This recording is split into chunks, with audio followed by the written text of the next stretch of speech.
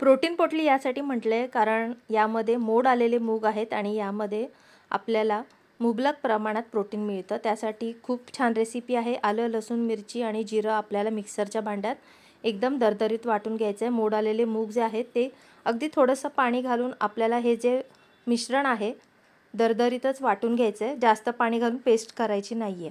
आता एका भांड्यामध्ये आपण हे जे वाटलेलं मुगाचं मिश्रण आहे ते बारीक चिरलेला उभा पातळ चिरलेला कांदा आहे, बेसन आहे, भाजलेले शेंगदाण्याचा कूट आहे आणि लाल तिखट आहे, हळद आहे, चवीनुसार मीठ आहे आणि आपल्याला इथे हिंग घालायचं आहे आणि माझ्याकडे उकडलेले मक्याचे दाणे होते ते घातलेले आहेत आणि हे मिश्रण व्यवस्थित आपल्याला पसरवता येईल। छोटे छोटे आपल्याला याच्या टिक्क्या करून घ्यायच्या आहेत। तुम्हाला थालीपीठ हवं असल्यास तसं करून घेऊ शकता आणि शॅलो फ्राय करून घ्यायचे आहेत। दोन्ही बाजूनी खमंग खरपूस असे आपल्याला भाजून घ्यायचे आहेत।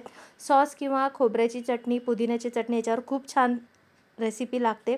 नक्की ट्राय करा, मुलांना पण खूप आवडेल आणि मोठ्यांना पण खायला मस्त आहे। आवडल्यास लाईक, शेअर आणि सबस्क्राईब नक्की करा।